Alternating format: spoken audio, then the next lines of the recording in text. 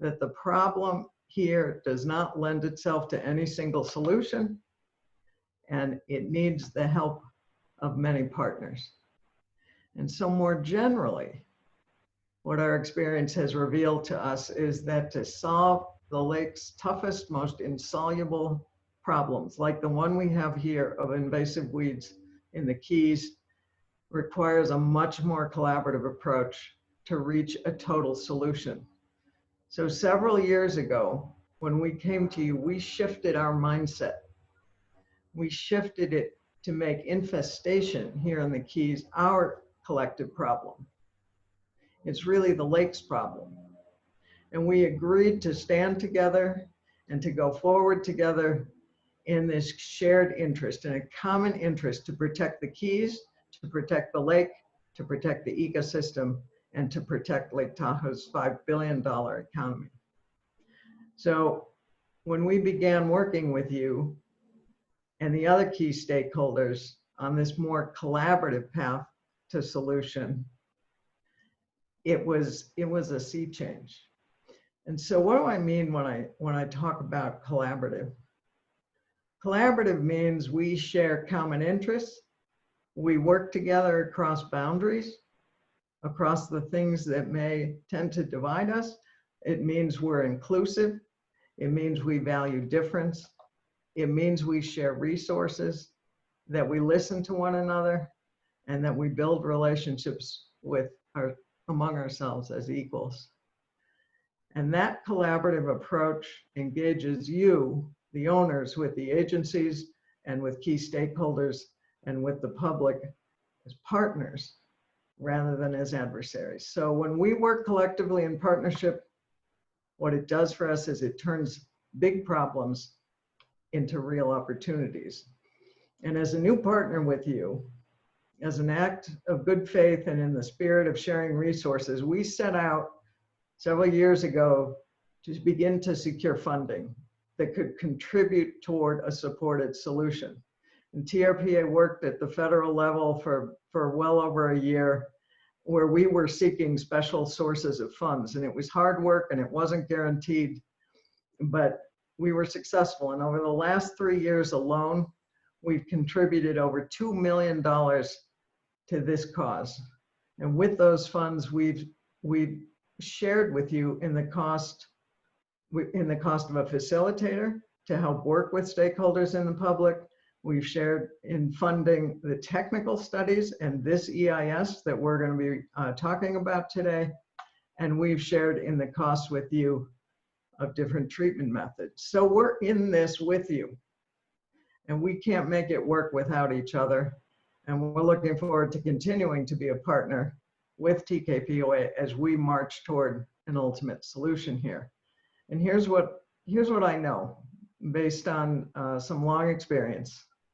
The heart and the success of our hard solutions in Tahoe have been built on public-private partnerships like the one we created several years ago. And it's with your partnership actually helps us leverage funding, and our partnership with you actually helps us leverage public funding that we can contribute. So we're helping you leverage funding, you're helping us. And there are some that would have this be very different, because the Keys is overwhelmingly private property. There are some who argue this should be fully paid by the owners. And I want you to know we rejected that approach in favor of the principles of collaboration. And we know it works because over decades, our environmental improvement program, which we consider this part of our EIP, has leveraged hundreds of millions of dollars for Tahoe's environmental restoration. And we're committed to that public-private partnership with you here as well. And so before I hand this off, I want to address just one more question with you, because I know that it might be in some minds. And the question is, why is this taking so much time? Why can't we just get on with it? And there's two really important things to understand here. First, why are we here in Tahoe? Why are any of us here in Tahoe? We live and love Tahoe because it's a special place.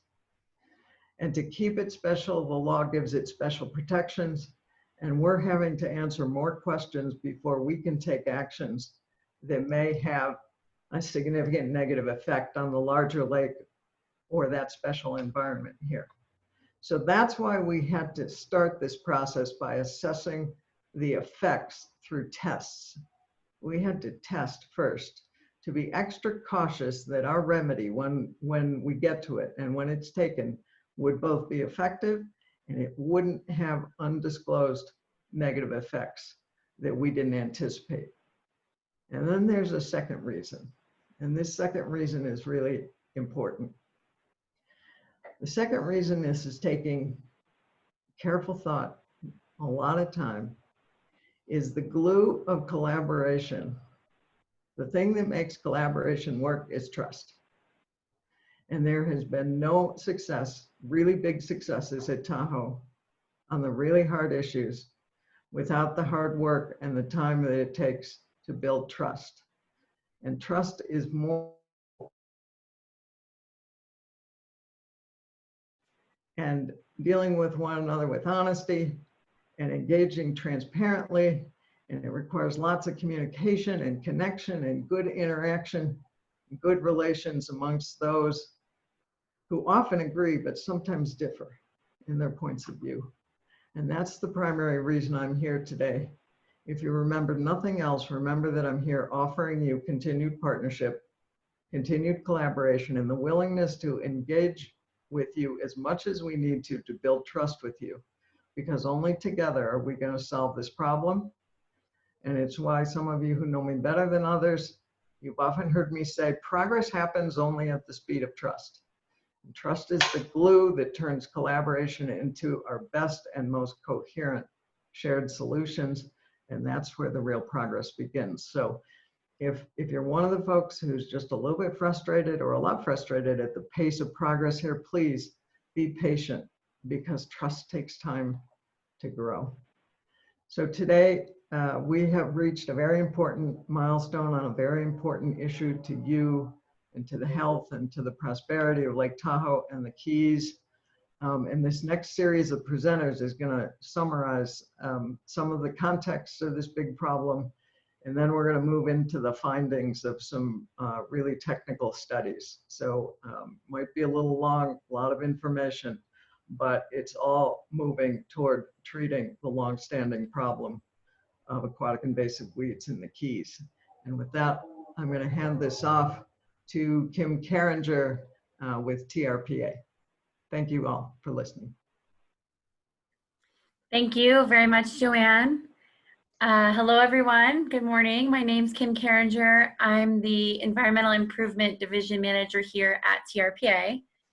I oversee the broad public-private partnerships that Joanne was talking about, federal, state, local, private, our philanthropic partners who coordinate and deliver environmental restoration projects all around Tahoe. We call it the EIP. And before other speakers really dive into the details of the Aquatic Weeds Controlled Methods Test and the draft environmental impact statement, I would like to provide a short history of how we got here today and where we are in the process currently.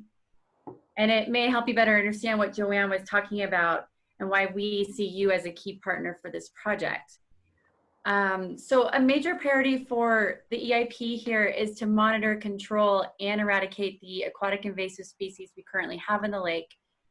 Aquatic invasive weeds, they are not native to Lake Tahoe and are not only an unsightly nuisance to beachgoers and recreators, as I'm sure you know, they degrade the water quality and clarity of Lake Tahoe, and they disrupt the natural ecosystem. So I'm sure, as many of you are aware, with dealing with the weeds literally in your own backyard, they proliferate, they are persistent, and they are really tough to get rid of. So public-private partners have joined together over the last decade to control invasive species in the lake by collaborating across many jurisdictions, state lines. We've engaged scientists, we've prioritized control areas around the lake, and we've tried new and innovative ways to remove weeds. Lake Tahoe scientists and natural resource managers have ranked the Tahoe Keys lagoons as the top priority location for weed control. And that's because the large size of the infestation and the high recreational use by boaters in and out of the Keys, which causes spread of weed fragments to other areas of the lake, and it can continually spur new infestations. So despite the strong concerted efforts by you guys, the TKPOA, to control the infestation, the population of weeds continues to grow and its risk to Lake Tahoe continues to grow. So over the last few years, TKPOA, EIP partners, ourselves, organizations such as the League to Save Lake Tahoe, the Tahoe Resource Conservation District, have all been working together with you to try to figure out where to even start to solve this daunting challenge. First off, the infestation inhabits 172 acres of waterways. The sheer size of the infestation doesn't allow for an expedient or easy solution.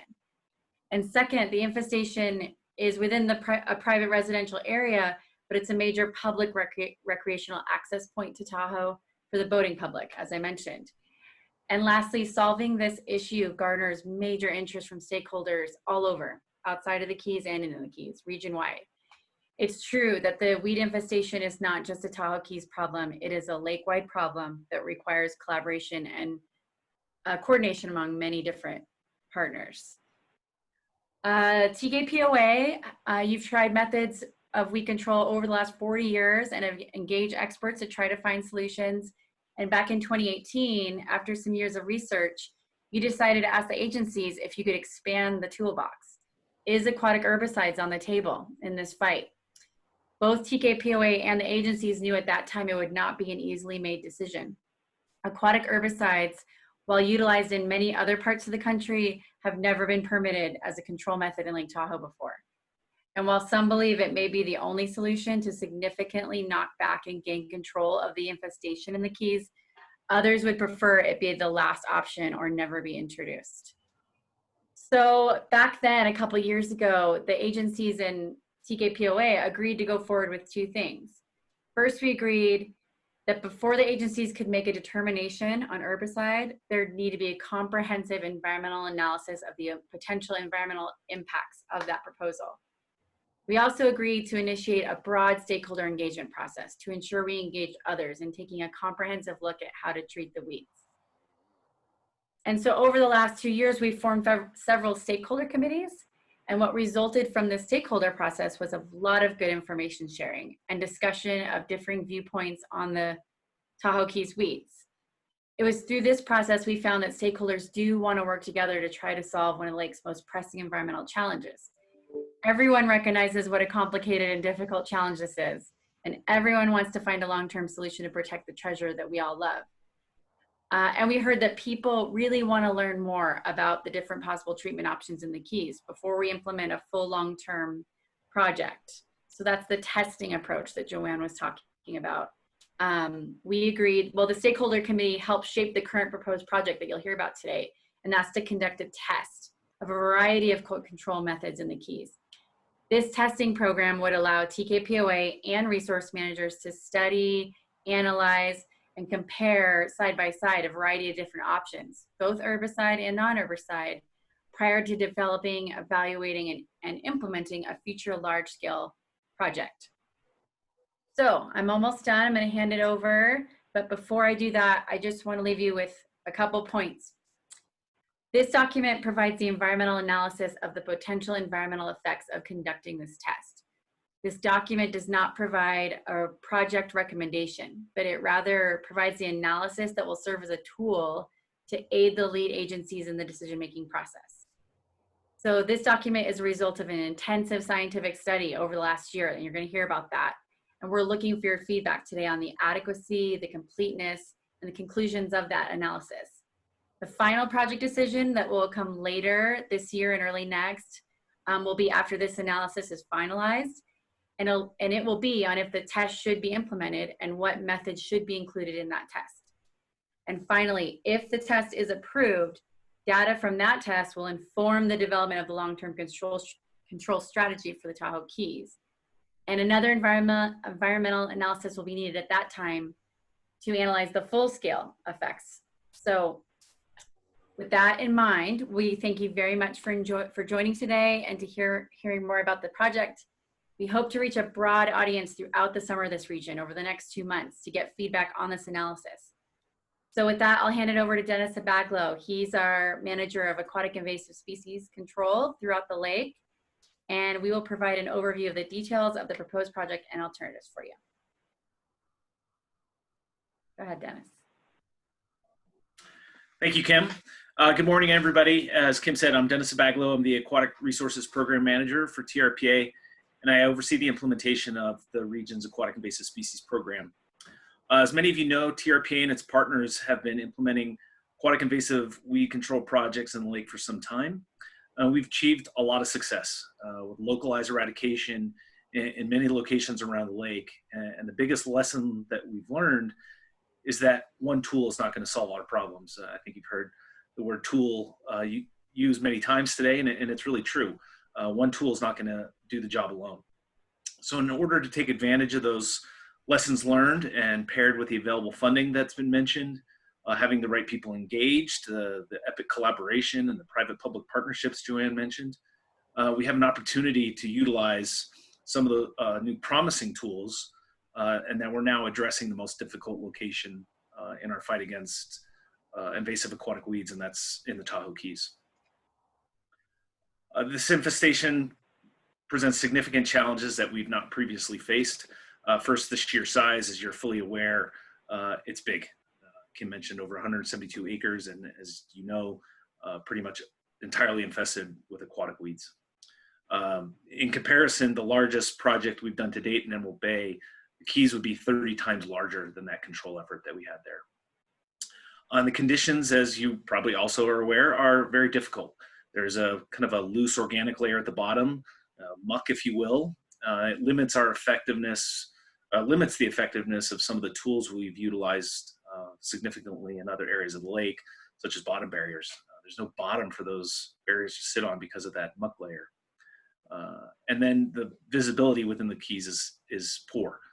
The clarity in the Keys is different than the rest of the lake, and so divers can stir up some of that muck, making the visibility even worse, and really challenging environments to see where you're putting barriers or hand pulling or doing diver assisted suction, some other methods that we've utilized in the lake with success. So as Kim mentioned, a test approach was shaped in a collaborative setting with input from stakeholders such as TRPA and Lahontan and yourselves, but also with the League to Save Lake Tahoe, the Tahoe Water Suppliers Association, and the Tahoe Resource Conservation District. And while a test for some might be too slow, it's really necessary because we need to balance urgency with getting it right. The test includes an examination of new tools as they are truly needed here in the Keys. Testing of aquatic herbicides has been proposed, as you know, and is one of the tools been used for a long time in a lot of places with success. But also in this test, we're including new innovative approaches such as UV light and laminar flow aeration that you're currently testing right now. And so while UV and LFA, laminar flow aeration, LFA, if you will, is what we refer to it as, they've achieved some exciting results in different places. Laminar flow was first used at Ski Run with some, like I said, with some promising results, but those tests have been at pretty small scales. And so we want to be able to test those more thoroughly, both in standalone and combination applications. So what's happened so far? Last summer, the test project was developed and we held multiple workshops and meetings to obtain feedback on that approach. During the scoping period, as it's called, over 300 comments were received, and the project alternatives that we'll discuss here in a minute were developed in response to those comments. Also occurring last summer, a massive data collection effort that resulted in over 1.5 million data points that allowed us to truly understand the existing conditions. And that's really necessary in order to understand the potential impacts of any tests that we implement together. And also how the nutrients are cycling within the Keys. These are critical pieces of information, and Jim Good, who's on the panel from the Environmental Science Associates, he'll be talking about that in some more detail. So in the meantime, what also has happened, to complement the efforts that you've already started with some assistance from the League to Save Lake Tahoe, the best management practices, if you will, the boat backup station you've continued to implement, and now complemented by the bubble curtain and sea bins that help prevent fragments from leaving the Keys out of the lake proper. So the scoping period I mentioned, these are the comments that we received during that period. It was a 60-day period last summer. It's a necessary part of this process that we're going through. And so this gives you an idea of some of the comments, some of the themes of comments that we received. A lot of comments saying that a test approach is supported, but also consider some sort of modification to the keys themselves. And so as you can see here, there's also some comments suggesting that herbicides should be used, but also saying that they should not be used at all. So as a result of those scoping comments, the proposed project was further refined and these alternatives were developed. So the test project would be implemented over a 3-year timeframe, and it's intended to test initial treatment methods that are likely to achieve extensive dieback or weed reduction in a one-time application in the first year. And that would be followed up with maintenance or spot treatment methods in years 2 and 3. The initial treatments in year 1 are referred to as Group A, and they include specific aquatic herbicides, UV light treatments, and as I mentioned, the laminar flow aeration would also be tested. And I'll explain how laminar flow and UV light works if you're not familiar here in a moment. So the maintenance or follow-up spot treatment methods, they're referred to as Group B. And they were selected because they can be effective at dealing with smaller plots in a kind of that follow-up approach after those initial treatments. And those include some of our more traditional methods of bottom barriers and hand pulling and suction by divers, but also UV light can be used in that spot treatment methodology. So some of the alternatives that were developed in response to those comments that we received was including a non-herbicide alternative, and that would rely on UV light and laminar flow aeration, and then also a dredging alternative. And then lastly, a required no project alternative is included that is essentially maintaining the status quo within the keys. So the goal of the control methods test is to test and understand what methods are likely to reduce weed infestations and bring them to a manageable level, reducing the chances of reinfestation and improve the beneficial uses such as recreation and water quality. So the control methods test would be implemented in 21 locations. They are selected to ensure the test accounts for the inherent variability within the keys, such as different bottom, different plant groupings, and then have triplicate testing of methods to ensure that we have a scientifically rigorous design. So the map here shows the proposed locations, and those also include the control sites, which are used to compare the results of the test locations. In total, that would be just about 41 acres included in the test. So here's an example of what a combination approach might look like. I mentioned that these methods, these Group A methods, would be tested both in standalone and in combination locations. And so here you would have herbicides being applied towards the edges of the channels and then UV light would be going up the middle. Because UV light, it's a boat essentially, it would be difficult sometimes to go around the docks and the variable bottoms. And so this approach seeks to get the effectiveness of both while minimizing the use of herbicides. So in response to the comments, as I mentioned, an alternative would be the one that does not use herbicides. And so this would just be using UV light and laminar flow aeration. And so UV light uses a specific wavelength that when the plants are exposed, the cell walls and DNA are damaged and resulting in a dieback of leaves and stems. Laminar flow aeration, it would also be tested, and it is intended to create a circulation of consistent oxygen throughout the water column. So you would have the same amount of oxygen at the very top of the water, but also all the way through to the top layer of sediment, that muck layer at the bottom. And so if we can achieve increases in oxygen in that muck layer that's usually lower in oxygen, we would expect to have that muck layer break down and reduce the amount of plants that can survive in that area. So this map shows where those potential UV light and laminar flow aeration sites could occur along with those control sites. And then the dredging alternative.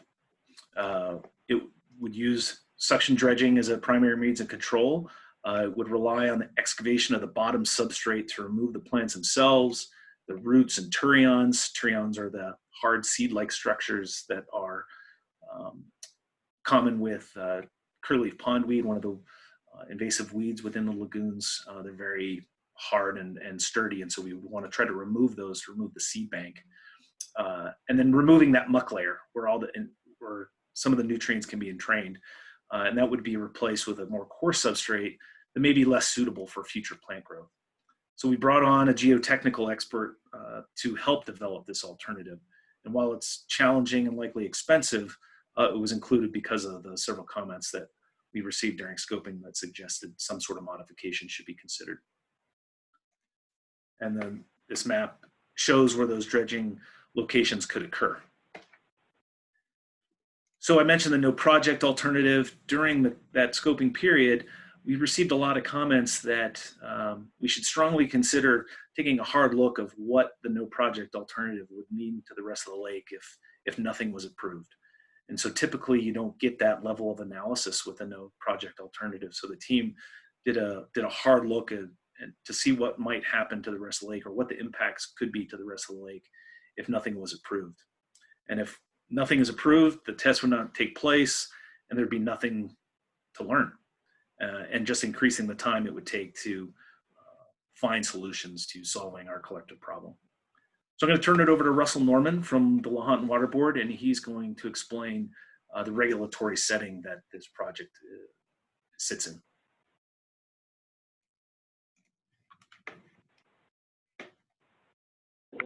Thanks, Dennis. Can you all hear me?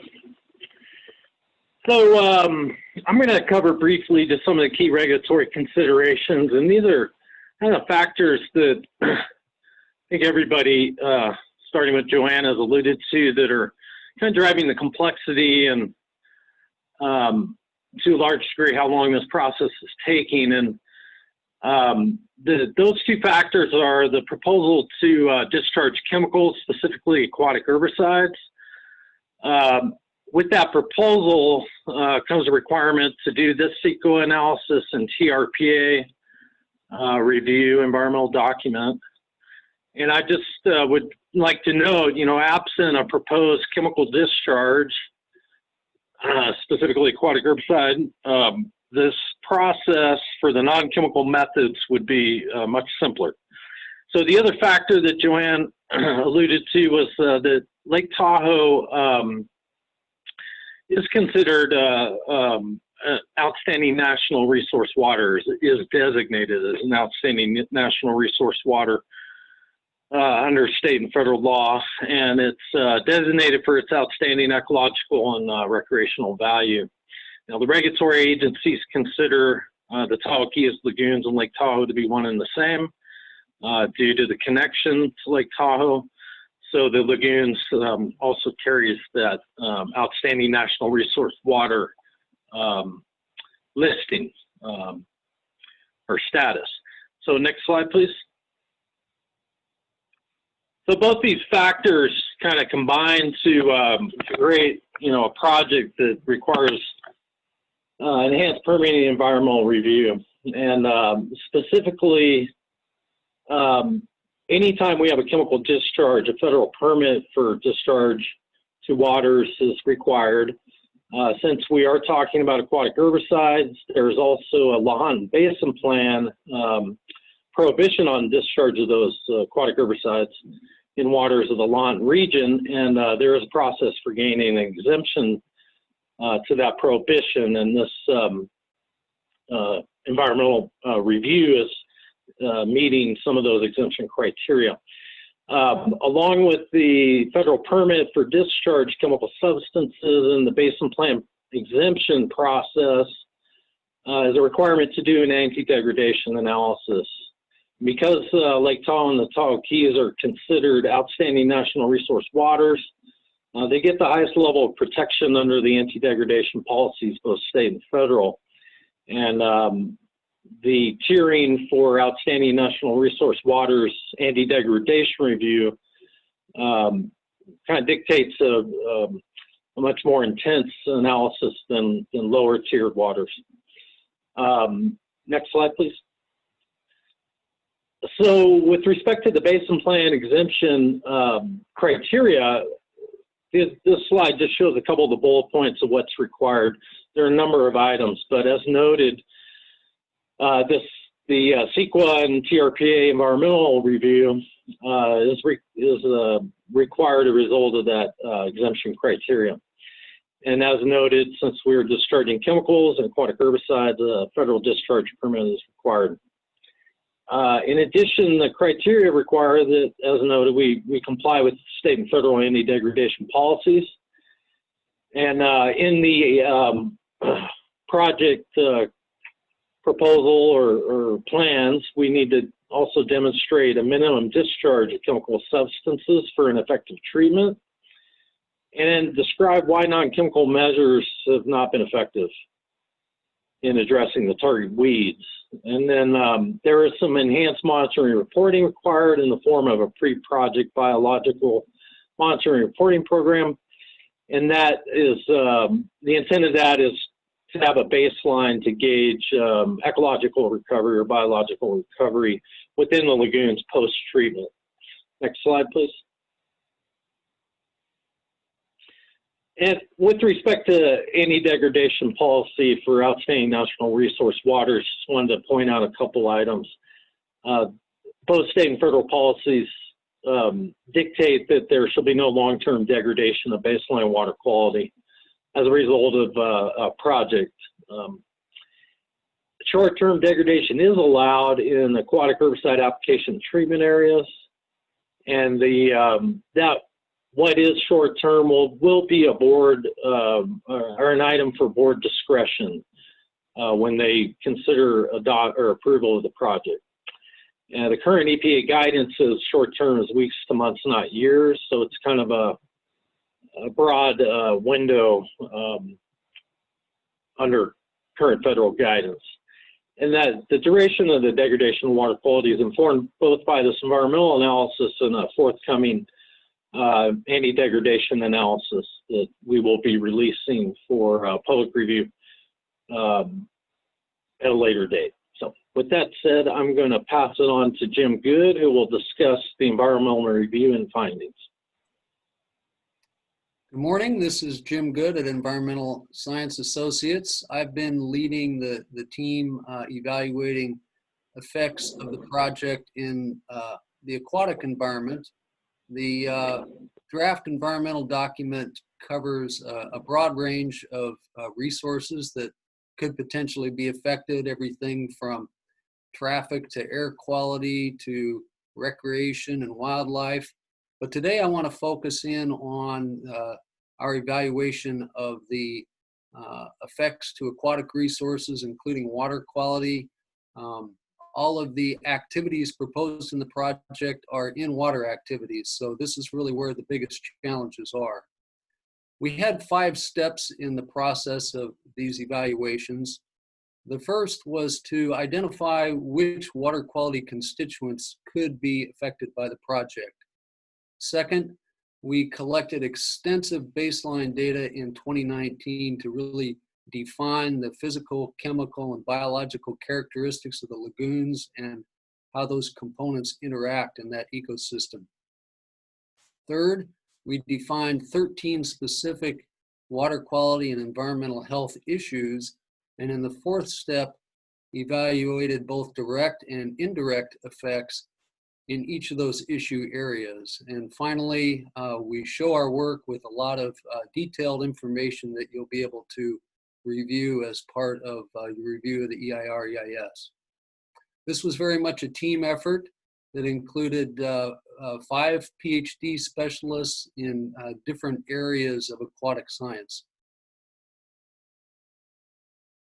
So in this first approach, between the TRPA threshold standards and the water quality objectives in the basin plan, there are literally dozens and dozens of water quality constituents that have standards.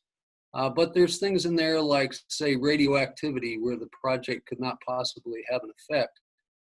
And others are really specific to maybe stormwater runoff and things that aren't occurring as part of this project. And so working with from the Lahontan Board and TRPA, and based on our initial studies 2 years ago, we came up with this list of 10 water quality constituents that are potentially affected by the project or the project alternatives.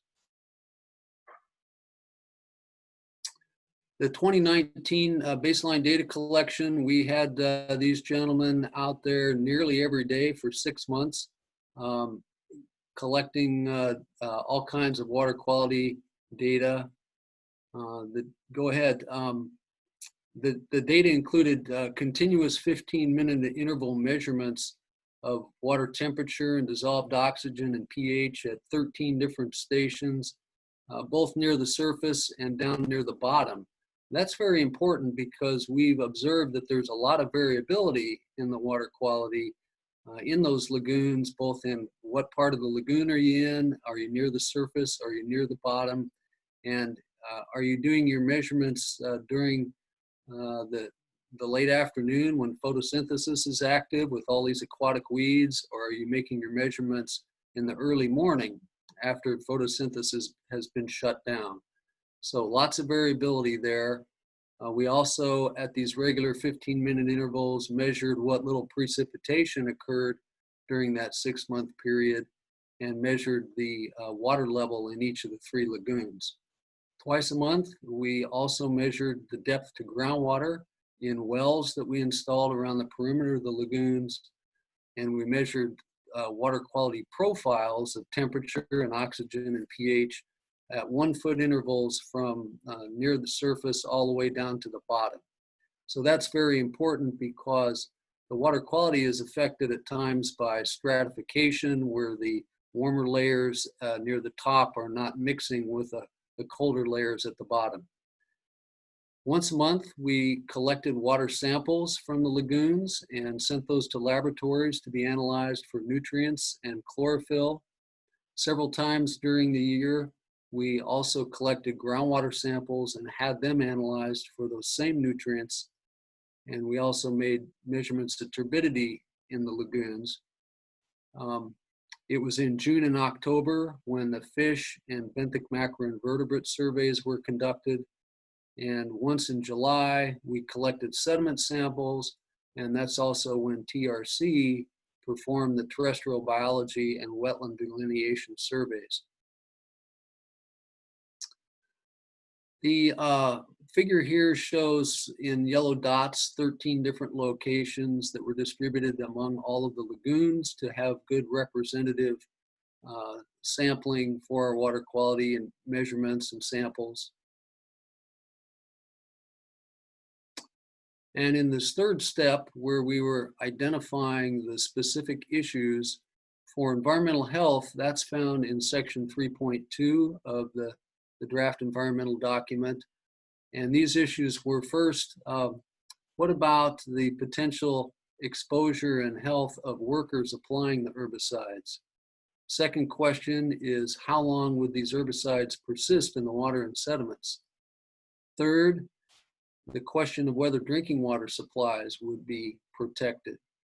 The fourth question has to do with toxicity to non-target plants and animals that live in the lagoons. The fifth issue is around aluminum toxicity. So there's elevated concentrations of aluminum in those lagoon sediments. And the final is whether there would be increased occurrence of harmful algal blooms as a result of the weed control methods. Go ahead and change the slide. For water quality, we had issues identified, and this is in section 334, and these issues are really around, would water quality standards be met for water temperature, turbidity, floating debris, pH, dissolved oxygen, and the phosphorus and nitrogen nutrients.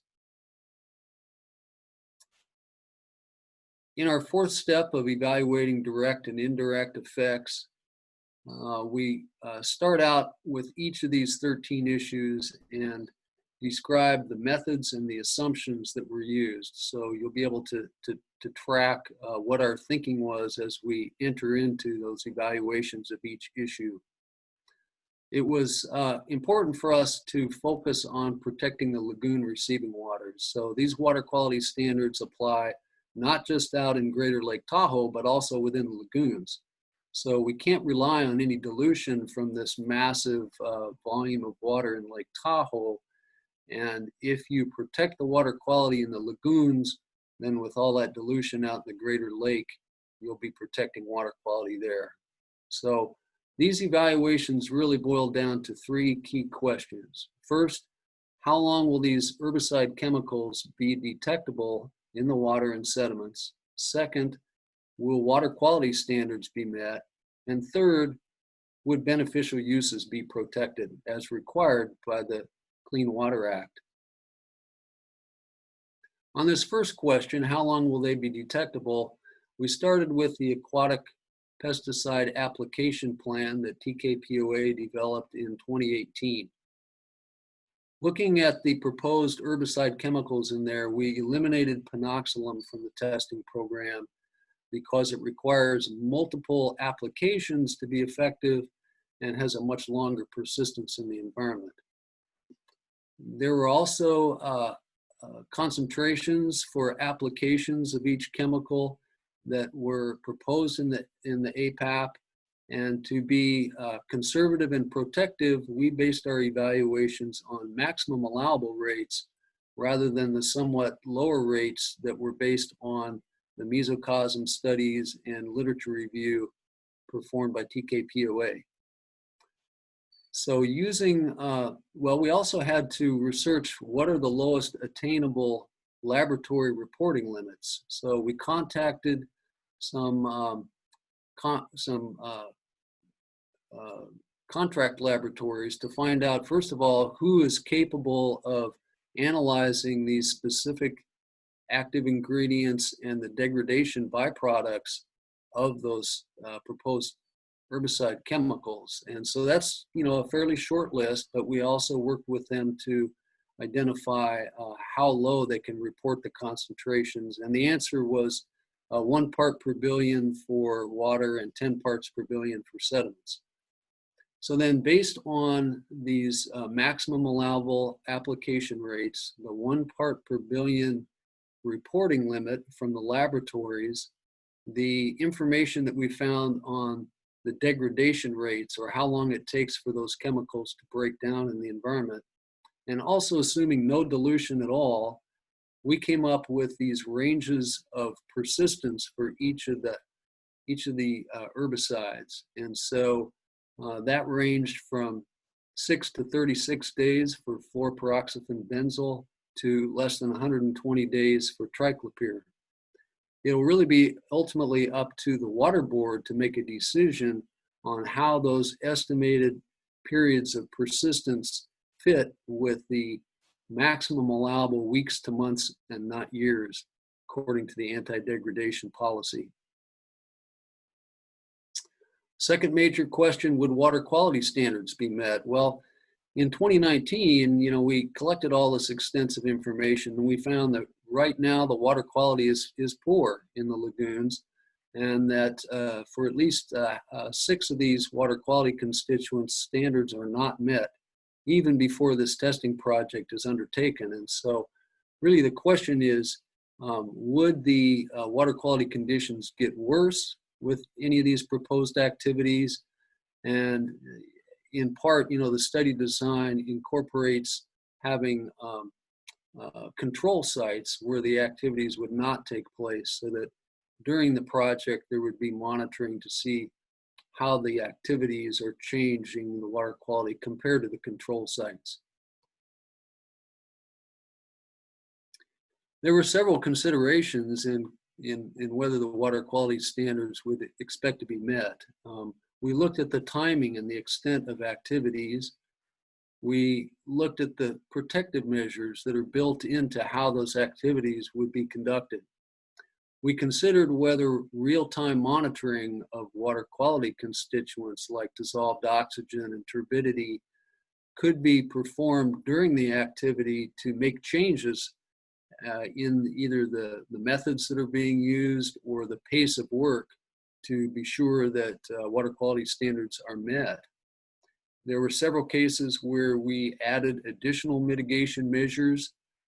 And then, of course, we used information from the literature, including monitoring information from other similar projects. So all this information, all these considerations helped inform our expectations for what the extent and the duration of effects could be. A few examples of what our findings were here. For turbidity, we would expect short-term increases during bottom barrier removal. That's been seen in the past. And if the dredging alternative were to go forward, turbidity would be increased during suction dredging or during the discharge of dewatering effluent. So the sediments would be very wet if they were suction dredged, and dewatering would be required, and then that effluent has to go somewhere. If it were discharged, then treatment would be required, but there could be this potential for short-term turbidity increases. Turbidity can be minimized and controlled. If that under that dredging alternative, there would be turbidity curtains that would be used at the dredging sites, and then there will also be spill control and treatment implemented for that dewatering effluent. And for any of the activities, turbidity monitoring can be occurring during the activity and adjustments made to the methods and the pace of work to meet the turbidity standards. For dissolved oxygen, based on the information on the products, there was no concern for direct oxygen demand from the herbicides. The oxygen demand from decomposing plants is a bigger issue and potentially affects aquatic life. But it's important there to treat the plants when they're small so that there's less biomass being, decaying out there after the dieback. And then secondly, aeration can be deployed during that period when the plants are decaying, and that will offset the oxygen demand from plant decay. We also found no concern for direct pH changes from herbicides, and this is mostly because the volume of herbicide product is so small compared to the volume of water in the test areas. For phosphorus and nitrogen, we had a much more in-depth evaluation due to concern about harmful algal blooms. So we developed a conceptual nutrient loading and nutrient cycling model. This is found in Appendix F of the draft environmental document. Some of the key findings there were that most of the nitrogen and phosphorus in the lagoons is in the plant tissues and not in the water.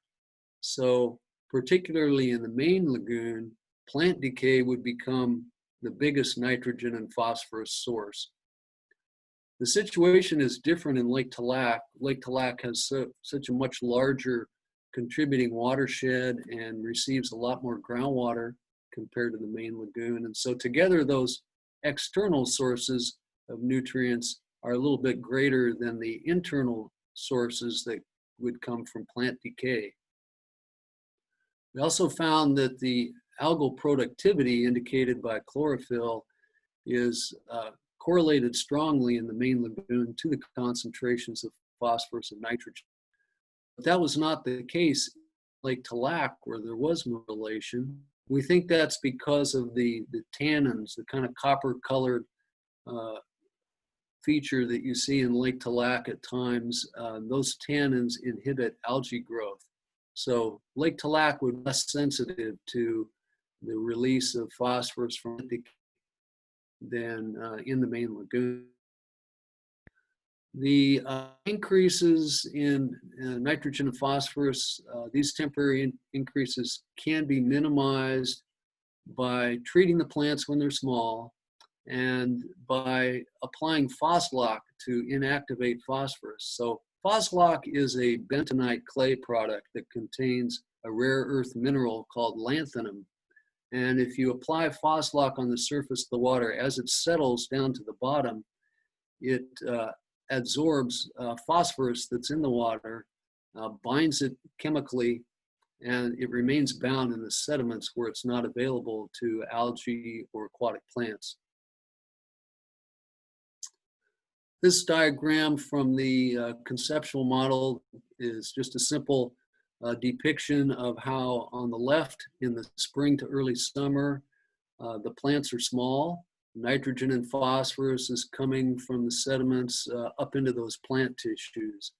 And in the middle there, by the time the plants are fully grown, there's quite a lot of nitrogen and phosphorus up there in the green part of the plant. In the summer or fall, when the plants die back, you have about half of that nitrogen and phosphorus that gets released into the water column where it could be available for algal growth. The third question, would beneficial uses be protected? First of all, regarding human health impacts from herbicides, there's information in the product registration and the safety data sheets, and that there would be no potential to exceed drinking water standards. We also found that there would be no acute risk or chronic exposure to workers that were applying the herbicide products, and that the content and protective measures and the monitoring and contingency plans in the aquaticide application plan would add a safety factor to protect residents and visitors to the lagoons. As far as the potential for increased harmful algal blooms at test sites during nutrient release, it's important to treat the plants when they're small. Also, aeration would circulate the water, and so the surface waters would not become so stagnant and warm, which is really conducive to harmful algal blooms. The phosphorus inactivation, the phoslock that I mentioned, that would effectively starve the algae of an essential nutrient, phosphorus. And the the testing and the public notice program that TKPOA started in 2017 would continue through this project. And so if you reported appearance of cyanobacteria or blue-green algae scum on the surface, TKPOA would respond and do testing. And if the laboratory identified cyanotoxins, then appropriate warning signs and public notification would happen through this project as it has in recent years.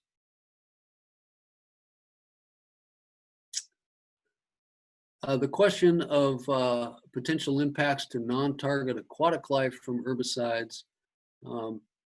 We were informed in this evaluation by the 2019 baseline surveys of fish and benthic macroinvertebrates, the information in product registration and safety data sheets, other literature, and using the US EPA's risk assessment methods. We found that the most important protective measure here is going to be pre-treatment surveys. So by going out and conducting those aquatic plant surveys in the spring before any treatments are applied, it will allow the team to change the boundaries of test sites to avoid any stands of desirable native plants and otherwise protect those non-target plants. We would expect some loss of individual non-target plant species, but overall with the plant community, we would expect the impacts to be minimal. There are other potential impacts to non-target aquatic life if, well, the individual plants and invertebrates could be burned by UV light or buried by bottom barriers. However, again, the impacts to the communities overall for non-target plants and benthic macroinvertebrates would be negligible. And fish and other mobile aquatic organisms, they would just swim away or crawl away as soon as they sense the disturbance of the activity. The deoxygenation during plant decomposition, that could be harmful to aquatic life, but we see that that could be managed by deploying aeration systems. And the potential for aluminum toxicity from those residues that are in the sediments out there now would be managed by controlling sediment disturbance and having real-time monitoring to be sure that the water's not getting too turbid, which could indicate aluminum coming into the water. And overall, we would expect that the rapid recolonization with native plants and the return of benthic invertebrates and the long-term benefits to the animal communities from doing the testing, which would essentially perform aquatic weed control in a little over 20% of the lagoon area, that would have a net benefit to these protected beneficial uses. Getting to the last slide here, there's a lot of information available for review. The baseline survey for water quality is in Appendix E, and the fish and benthic macroinvertebrate surveys are in Appendix G in the environmental document. We have the nutrient loading and nutrient cycling model in Appendix F. There are 3 different sections in the draft EIR-EIS that address water quality and environmental health and aquatic biology and ecology. And as Russell Norman mentioned, the anti-degradation analysis report, which is a more in-depth water quality compliance document that released probably toward the end of the summer. So that's all I have today, and I'm going to turn it back to Dennis Zabeglo for a wrap-up. Great, thank you, Jim. Appreciate all that information. So as we've all heard from Jim, a lot of focus was placed on the potential impacts to water quality. Since the work of the test methods is primarily in the water, that shouldn't be a surprise. But that being said, Jim and his team of scientists conducted an independent analysis that looked at several other resource areas. I think Jim mentioned a lot of those too, but like wildlife, air quality, recreation, and others. But what's being reported by them is that if a control methods test can be implemented accurately and effectively and safely with careful protective measures. And with those, the impacts are expected to be less than significant. So some of those protective measures that Jim identified in the analysis is that regardless of the method that's approved, treating the weeds at the right time is critical. Treatment needs to occur early in the growing season when that biomass or the size of those plants is small, and also incorporate aeration. This will help prevent that oxygen depletion, excessive nutrient release, and formation of those harmful algal blooms.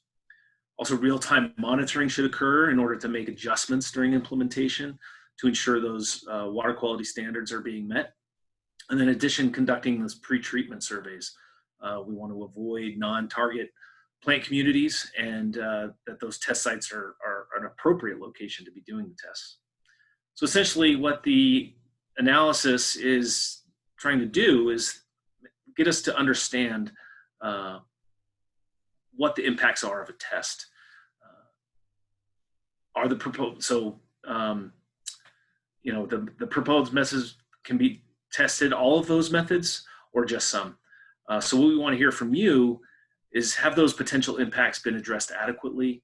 Are the protective measures sufficient? And is the range of alternatives reasonable? So where can you find the document? I'm sure you're all eager to read it, but we want you to be able to see it and provide input and comments.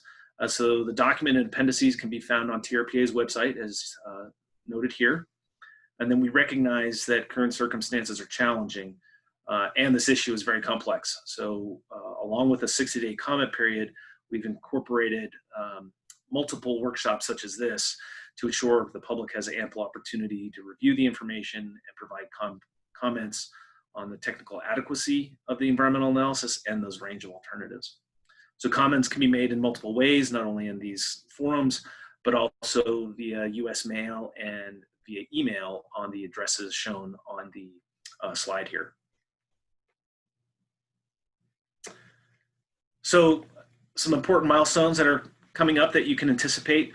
This public comment period that started on July 6th ends on September 3rd with some additional workshops, as I mentioned. that will lead up to that date. And the final document and the response to comments, this is the draft document, so the final and the response to comments would be forthcoming towards the end of the year. With board certifications, both the TRPA board and the Lahontan board need to certify the environmental document, and that is anticipated to be in the spring of 2021, and then with potential implementation of the test being in the spring of 2021 also. So with that, I think we are ready for some questions and comments, but we just want to thank you for your time and your interest. This is an important project, and this really highlights an important milestone in this process. So we thank you for your cooperation and your partnership, and we look forward to your input. And I want to finish the presentation portion by just taking you through the website if you haven't been there already. Here is TahoeKeysWeeds.org. Here are some of the upcoming events that Dennis talked about. This includes, yes? Seeing a Zoom instead of the website.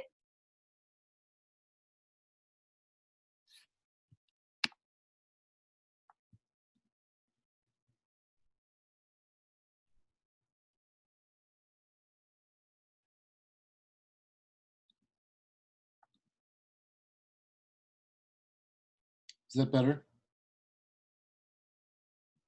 It's still Zoom.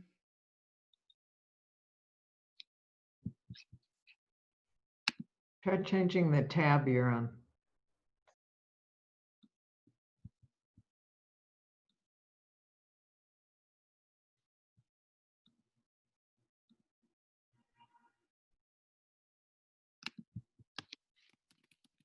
Bingo. Yep, there we go. When it's full screen, it had trouble doing the same thing. Sorry, everybody. Tahoe Keys Weeds, our project website, and wanted to point out just a couple of things. Upcoming public events here under the events tab. There is a public session dedicated on August 11th, where you can see a similar presentation, ask questions, of course, submit questions. In addition, TRPA will have a couple of its own meetings in July and in August, and they, as usual, have their own hearings and comment periods associated with those. We encourage you to write and submit questions and can do so through the website. Written questions enter the record and will be summarized and given some sort of treatment, and so are always most useful in helping you track and your comments and influence the document. The other thing I wanted to point out is if you're interested in a primer, or if somebody you know is asking you about this project, this question, the nature of this problem that isn't as familiar that maybe as you are, under project resources and maps, we have this Tahoe Keys virtual tour.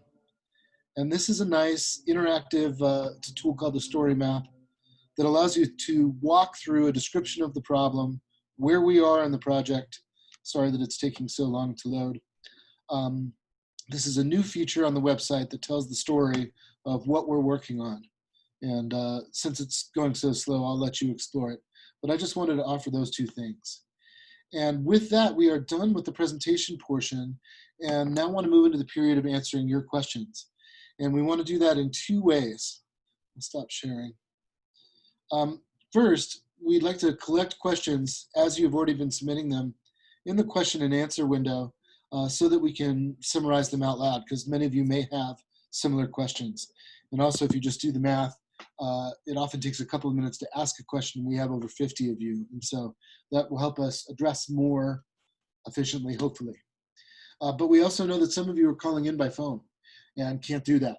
And so I want to take an opportunity in a couple of minutes to check in with those that may want to submit a comment or a question by phone. And you can help us know that by hitting *9 if you're calling in on the phone and you want to ask a question or do a comment. If you do that, then we can know. But otherwise, we'd like to moderate a discussion through the written Q&A over here, starting with one that Jim has started with Kieran.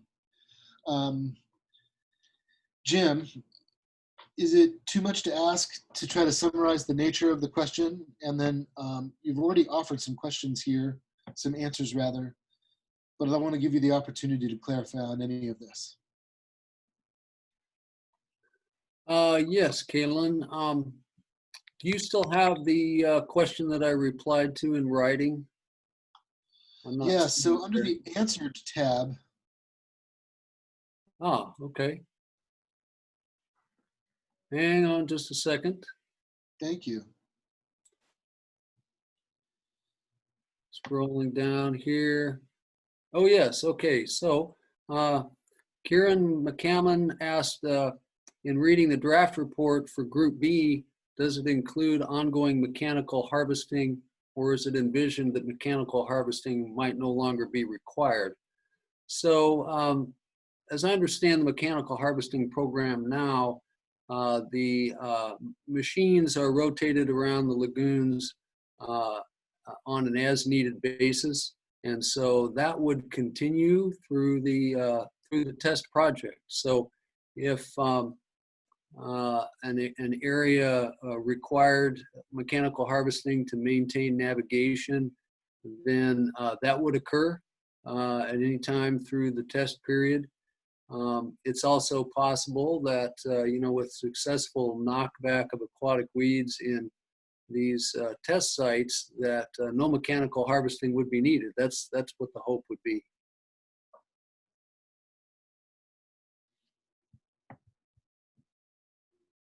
Let's see, Kieran also had a follow-up question about that. Hey, Jim, this is Andy Copani. I want to just 2-second follow-up for Kieran on that. These are just tests. This is not the full-scale plan. This will lead to a full-scale plan. So it will be premature in the evaluation of this study to determine what would happen after full-scale implementation. So this is kind of, as Joanne explained, the baby step to see what might work. And then from that, we build a big plan. So it's too early to tell whether or not harvesting would need to continue or not, or what would happen. Thank you, Andy. I see one other question from Karen McCammon here that is probably in my court. She asks for alternative 2, which is the suction dredging alternative. How feasible is it to wet dredge around docks and pilings, as weeds tend to be concentrated closer to the riprap and under and around docks? The answer to that you can find on page 2-28 of the draft document, where it talks about how it would be necessary to, let's see, where did that go? Well, it would be necessary to temporarily remove floating docks and some of the smaller piles that would then be replaced after that test site was completed. So yes, docks and piles are one of several really big challenges and cost items when it comes to that dredging alternative. Thank you for that, Jim. I'm going to acknowledge the next one as a comment, and rather than summarize, I'll read directly, and as a written part, it's in the record as well, which is that homeowners, the keys are tied for paying for consultants. The HOA fees are skyrocketing for water quality, making things unaffordable. What other choice do you have? Do we have?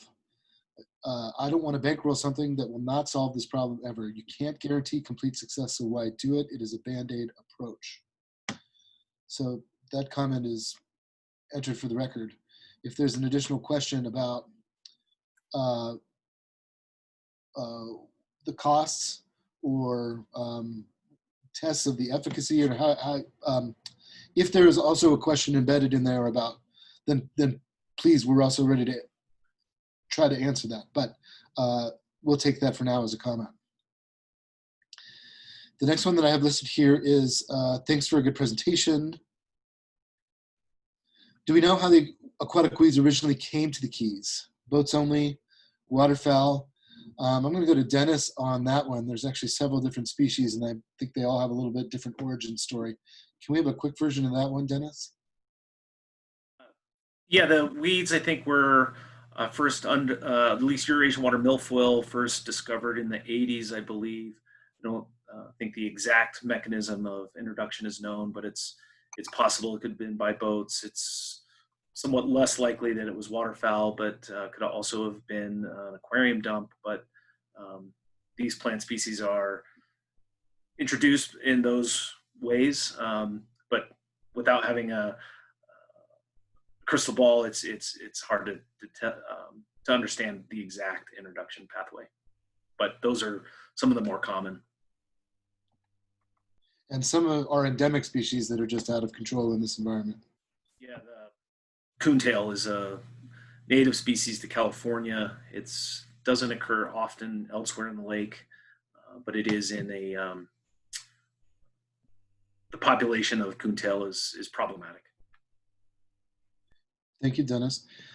Harry asks, what's meant by no dilution when determining the duration of aquatic herbicides in the water? Jim, may I pass that to you, please? Yeah, sure. So the periods of how long these herbicide chemicals could remain in the water, they're based on these degradation rates that we get from the literature. There would be some, well, they're also based on the maximum application rates that are on the label of the products. And so those application rates relate to a concentration that would occur in the test site for exposure of the target plants. There have been studies, rhodamine dye studies conducted by TKPOA a couple of times in the past that have looked at how the dissolved materials in the water, as indicated by this dye, would spread and become diluted within the lagoons.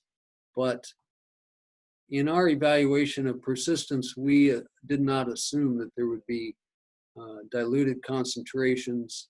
It's really based on the other factors for each of the chemicals, which is a little different in how long it takes for them to break down. Some of them it's a breakdown by what they call photolysis, where it's the sun rays that make those chemicals break down. In other cases, it's they're consumed by bacteria, either in aerobic and or anaerobic environments. But we did not factor in dilution, and so that's one of the reasons why we think that those estimates of less than 120 days for triclopyr and lower periods than that for the other chemicals are fairly protective and conservative. Jim, thank you. For the sake of efficiency, I'll try to answer, but please correct me. When will these tests begin? Pending the completion of this study, permitting and considering by both lead agencies, the goal is to begin these tests next spring early. Would anybody like to add or clarify on that answer? Chuck asks, are there plans to isolate TKPOA lagoons in order to protect the lake from infestation and from the results of treatments in the lagoons? May need clarification on that about what you mean by isolation. But Dennis, I think that's a question about alternatives and maybe about a barrier, or maybe worth mentioning curtains again. Sorry. Yeah, in the project description of the methods test or the alternatives, there would not be, there is not a proposal to completely isolate all of the lagoons from the lake proper, but there are considerations for separating treatment areas with aeration or bubble curtains, similar to what's happening at the main channel out into the lake, to prevent kind of any spread of to kind of maintain a discrete control area.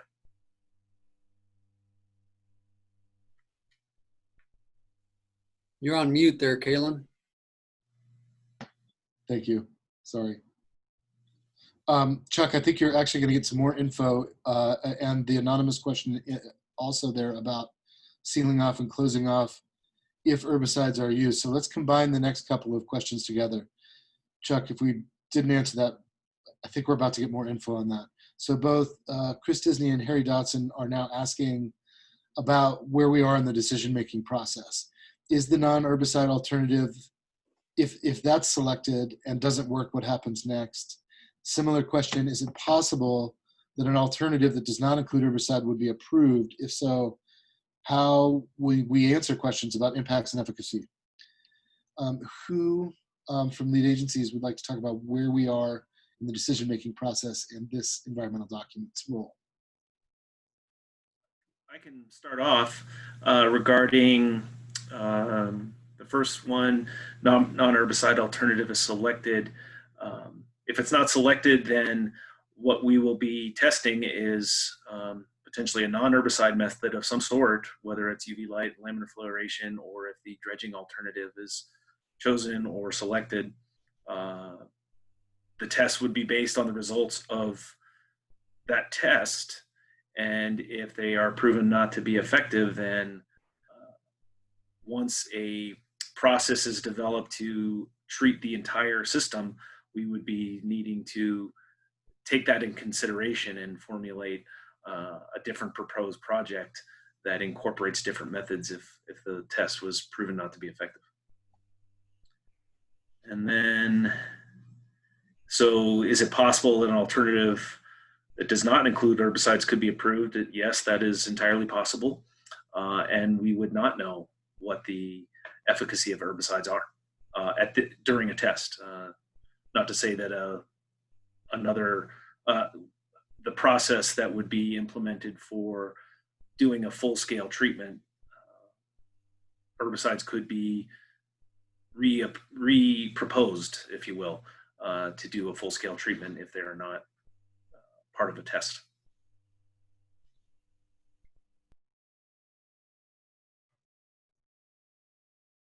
While I've got you, Dennis, if the alternative that does use herbicides is selected and implemented next year, will the lagoons be sealed off or closed down to water traffic during the test? The short answer is yes, and maybe you want to refer to where in the document they can see where the different testing areas are and what access impacts there may be. So the project description is in chapter 2 of the document, but Jim, maybe you can elaborate more on how the treatment areas are defined, or Yes. how any type of dissection of those areas are proposed. Sure. I've got it on my other screen here, and it's on page 2-10. There's a figure 2-4 that shows the locations of different test sites. And it also shows in some little orange bars where the double turbidity curtain barriers are proposed. And so the idea there is that there would be some isolation of test sites between the test site and control areas. There would also be a double turbidity curtain area that would block off any parts of the lagoons that have herbicide test sites or combined herbicide and UV light test sites from the large deep water area that is out near the connecting channel that goes to main Lake Tahoe. So this is another line of defense for any herbicides or degradants escaping out toward Lake Tahoe. The periods when the herbicides would be applied would be pretty short. So they would probably get around and do all these test sites in a week or 2 weeks. And then the application would be done, and then it would be a longer period of time of testing before there was an indication that the herbicides were no longer detectable and those barriers could be removed.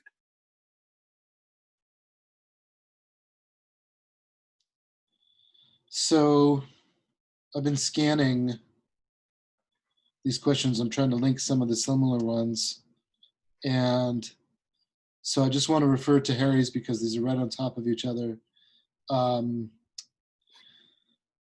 Many of the alternatives other than aquatic herbicides and dredging may be competitive in small scale testing, but are known to be unsuccessful at the scale needed to meet stated objectives. These alternatives should be identified as non-viable for this reason and certainly shouldn't be identified as the preferred alternative. How is this answer anybody on the project team that as a part of the test, you are examining the scalability, including the efficacy and the costs of the different treatment methods, that indeed that's part of the proposed test itself? How did I do on that answer?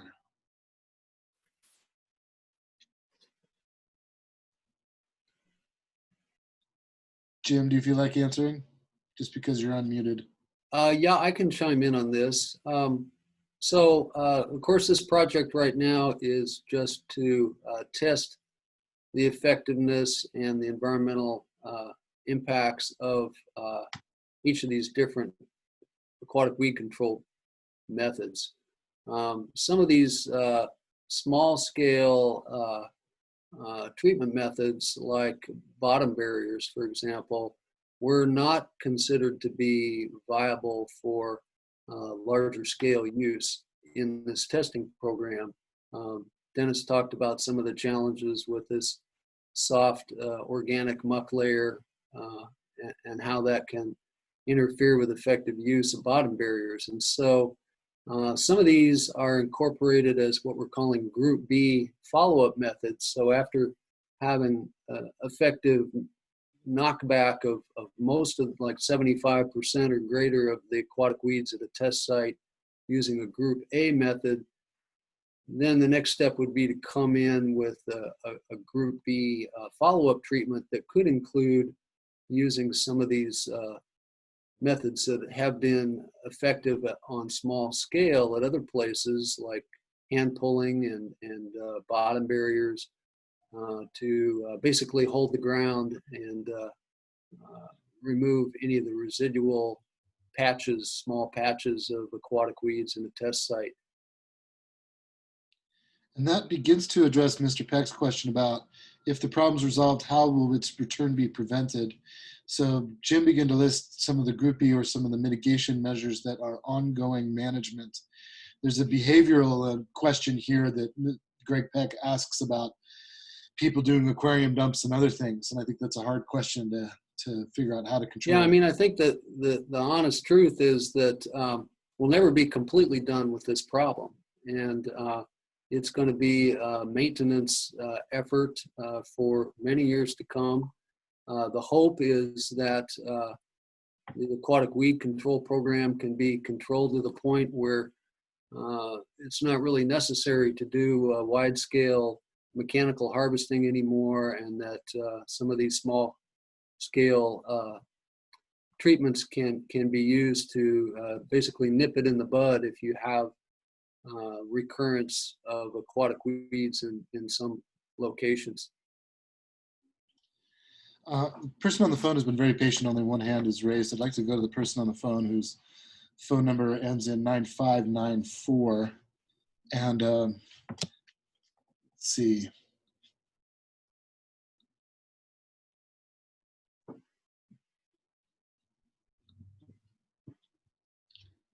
Hi, can you hear me?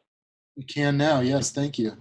Okay, great. I'm only on the audio, so I actually did submit a question in writing as well, but the email wasn't working. So anyway, thank you very much for all the great information, and I appreciate all the hard work that's gone into this project and trying to come up with solutions, and most importantly, the collaboration. I think that was missing for a long time, and we've lost significant ground because we weren't collaborating. So I'm very pleased that we have everybody on the same page now.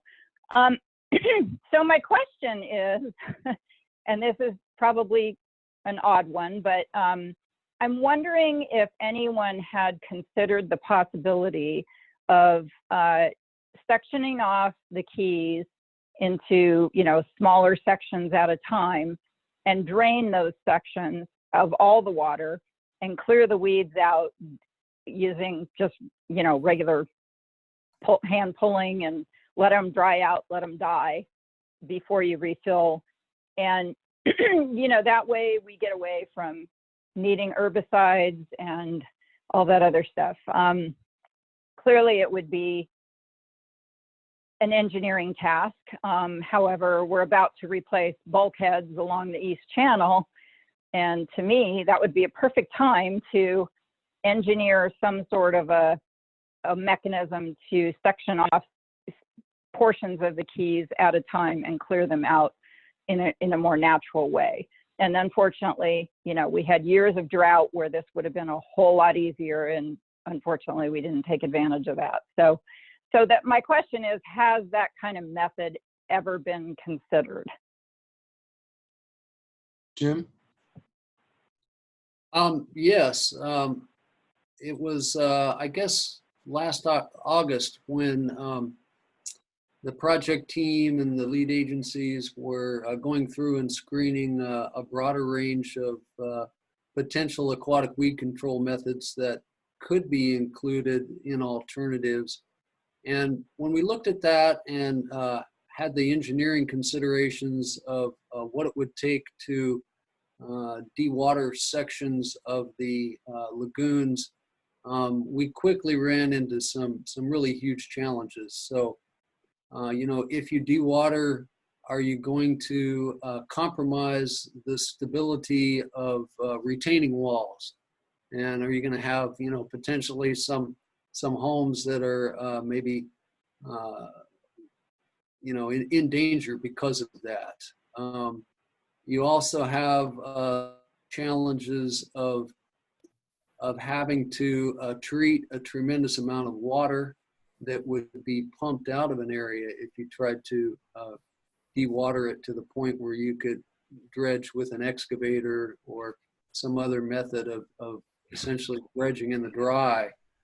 And, those things all added up to it becoming technically infeasible. Another concern with trying to dewater and dredge in the dry is that when you draw the water table down at a location like that, essentially, you form what they call a cone of depression. And the surrounding water is always going to want to flow to that low point, whether it's surface waters that are going to try to leak in around your retaining wall, or whether it's groundwater that's going to upwell in that area. So you're constantly going to be, fighting water and pumping water and having to treat water if you try that approach. So just too many obstacles, I think, from a technical feasibility standpoint.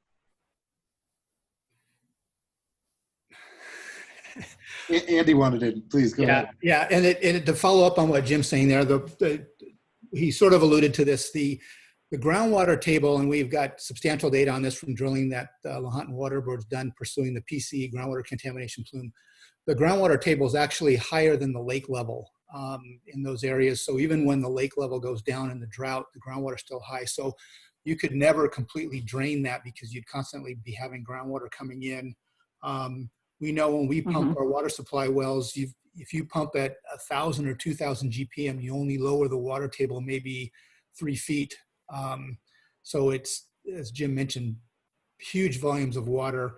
And then because of that drawdown cone he mentioned, there would also be the risk over time of pulling that PCE contamination plume over into the lagoon. So that would be a really drastic, undesirable outcome in that regard. So those are also some of the reasons that was not further evaluated. It was considered, but not further evaluated. I would certainly agree with the PCA or PCE. So, okay, well, it sounds like it was a concept that was considered, and I appreciate that. And best of luck with moving forward with something else that does work. I mean, I'm ethically opposed to the herbicide strategy. I just don't trust chemical companies, and I think they tell you anything to sell their products. So that strategy does scare me. So I certainly hope that continues to be the very last resort. But thank you for all your effort and time. I appreciate it. You bet, and thank you for your questions and your comment.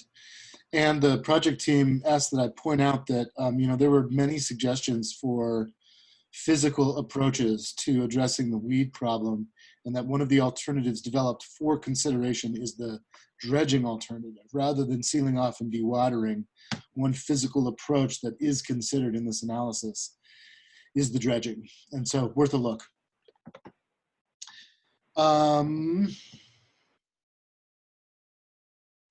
Okay, we have about 16 minutes left and we're doing pretty well. I think we can address all the questions that we have here in that time. I want to go next to eliminating or reducing the weeds would be a great thing. What kind of independent scientific assurances can be made that the use of herbicides in the Keys would not affect the 3 drinking water wells located immediately next to the lagoons that would presumably be treated? Jim, analysis of potential impacts to what drinking water supplies?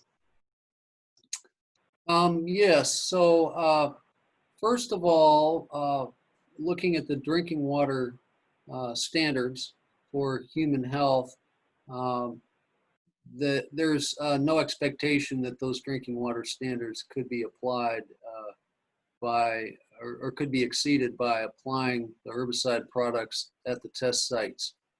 So in terms of affecting the wells by exceeding drinking water standards, that does not, that's not a possibility. Nevertheless, there are protective measures that are identified in the aquatic pesticide application plan that would include, testing to determine if chemicals are approaching those wells. There's the fact really that the water in those wells is drawn from a depth where the chemicals, the active ingredients and degradants would not reach. They would not penetrate through the ground and get to the supplies. However, there would still be testing of water, and if for some unexpected reason there was a detection of any of these chemicals in the well water, then alternative drinking water treatment or bottled water would be provided. That's all spelled out in that APAP.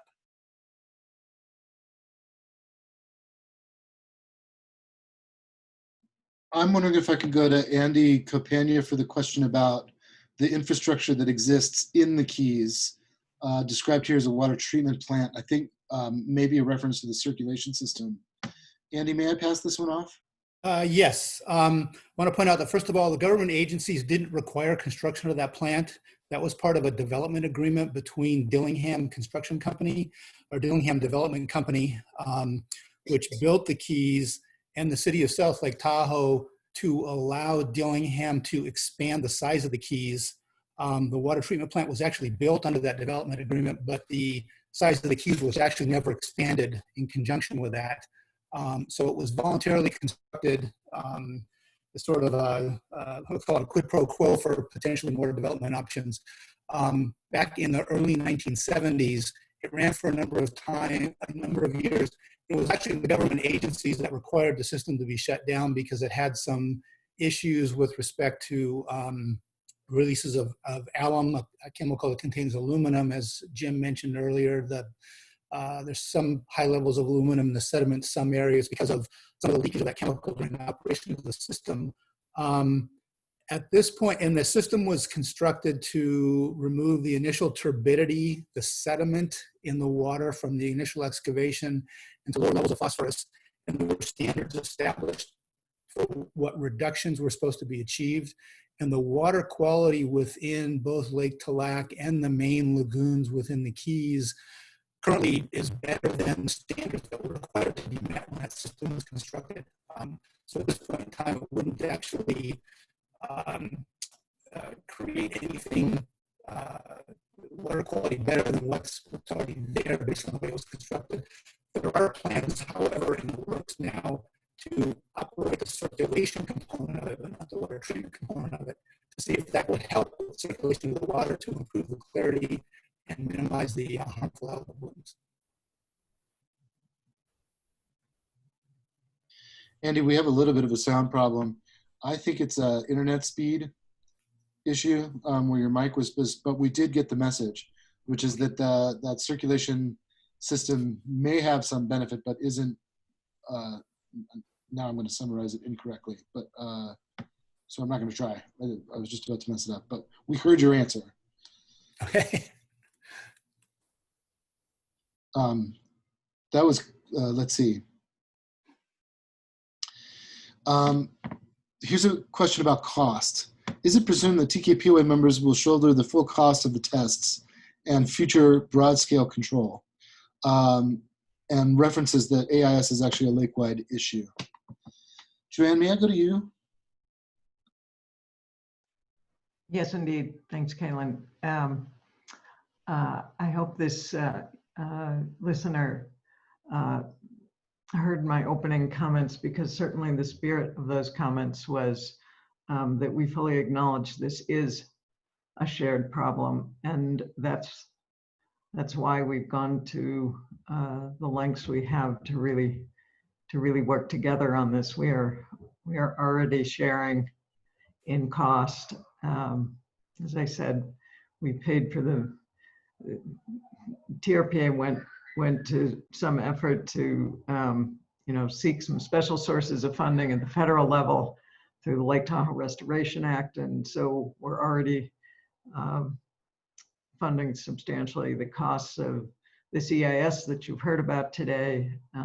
We're starting to share in the costs with you of some of the treatment methods, and so I think you can anticipate that we will continue to come at this problem in that spirit of collaboration and sharing of resources. So that's the hope. If we can stay at the table together and continue working collaboratively together, we will continue to share with you and do our best to share with you in both finding the solution and then working through our EIP partnership, our Environmental Improvement Program partnership, to help fund the solutions here as best we can.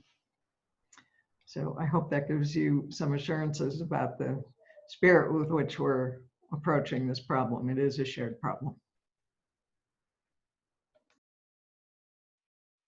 Thank you. About 10 minutes, we've got a couple questions left. This is going very well. This is where I would like to remind you, please, to go to the project website to submit written comments so we can include them in the record and respond to them. Also remember that we do have a 60-day comment period here for this draft document, and this document has only been out since the 6th. And so please take your time in reviewing it and reach out if you need help accessing it or pieces you don't understand. I'll do Don Brager's questions, and then I'll combine Harry's last questions. Nope, here's a quick one from Tom I think we should dispatch with. Tom asks, have not yet read the entire DEIS, understandable. Have these various alternatives been costed out? Given we've got 8 minutes, can we have a short answer to the what we know about costs on these alternatives? Maybe Jim or Andy.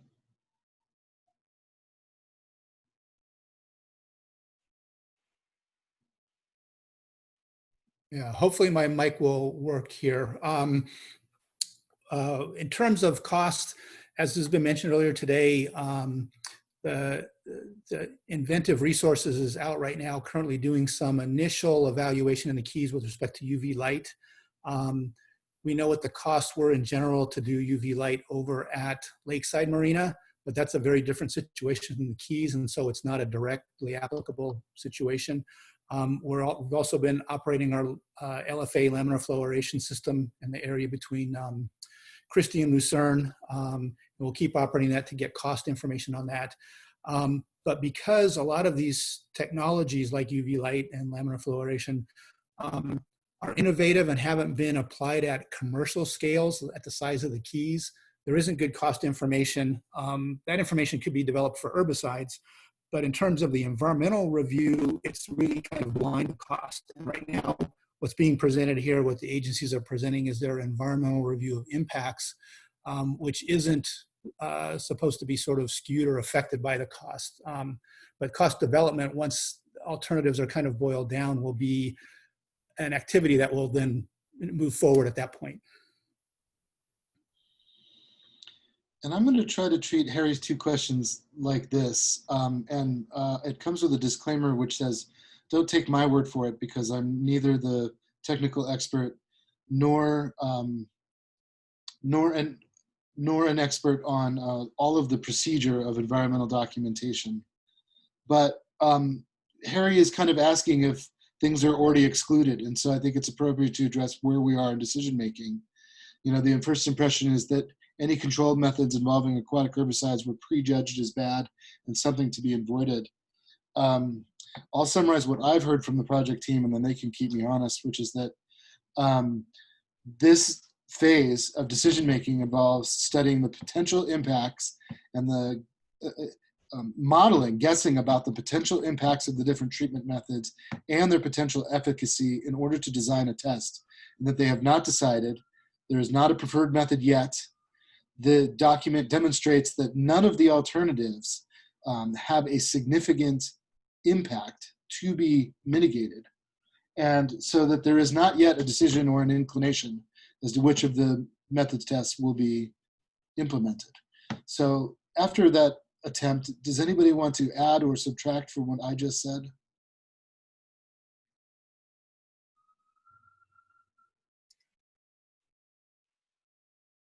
Not on that regard, Kalen, but can we address Don Brager's question real quick?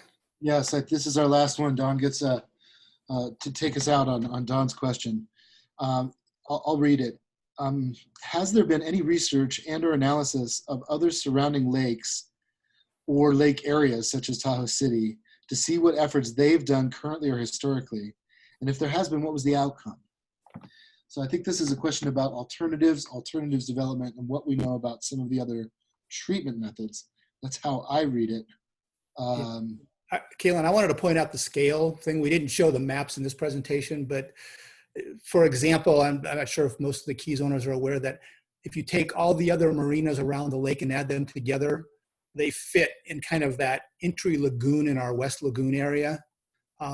They're like they're 20 or 25 acres and we're 175 acres. So they're like 1/7 or 1/8 the size of the total Keys. So the challenge we have, and all the areas that have been sort of had treatments done now where they've done sort of dredging or bottom barriers or tested the UV light or tested the LFA, all those areas combined together actually fit in our West Channel area.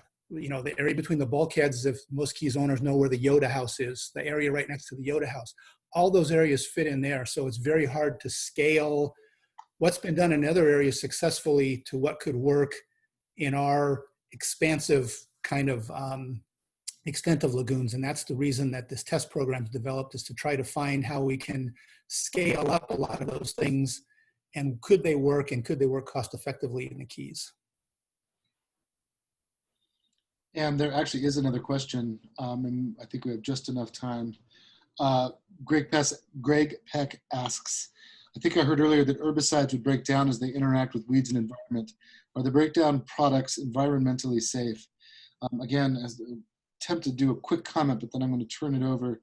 There are actually two considerations here. And one is what they break down into and how far they go, and there are actually regulatory requirements that are being analyzed by the water boards to see if that standard can be met. We'll know the answer to that soon, to see how far they go and what they are. And then there are the questions about what they break down to and what potential impacts they have. Jim, anything you'd like to say about that second half? Yeah, we do have information on that in the environmental health section 3.2 in the document, and it identifies the the breakdown products and has a little bit information on how their potential toxicity compares to that of the active ingredient, the parent chemical. Folks, that leaves us with 2 minutes. If there is a burning question, I'm happy to take it, but I also want to thank everybody for your participation and your focus. It's a long 2 hours with a lot of information. Remember, we've got a couple more opportunities coming up, some public hearings at TRPA as well as a public session for this. Please remember the website and the story map. Would anybody like to make closing comments from the project team as we approach adjournment here?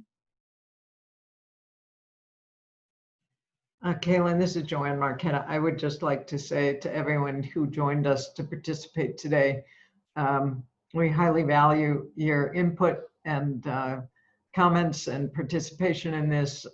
Thank you very much for your time today. Have a nice Friday. I hope everyone has a very nice weekend. Stay in touch. Send us your comments and questions. Be well.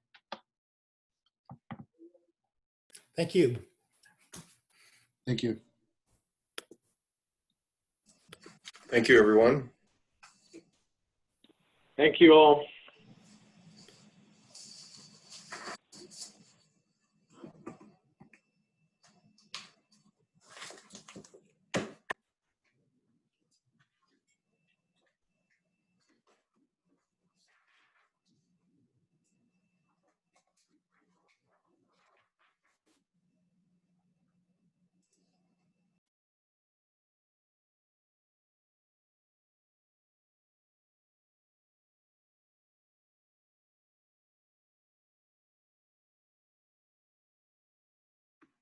Did you send out an invite, Jen? Not yet, Kim. I've been managing in the background here, so I'll send it in just a moment. I'll see you in a second. Okay, bye-bye.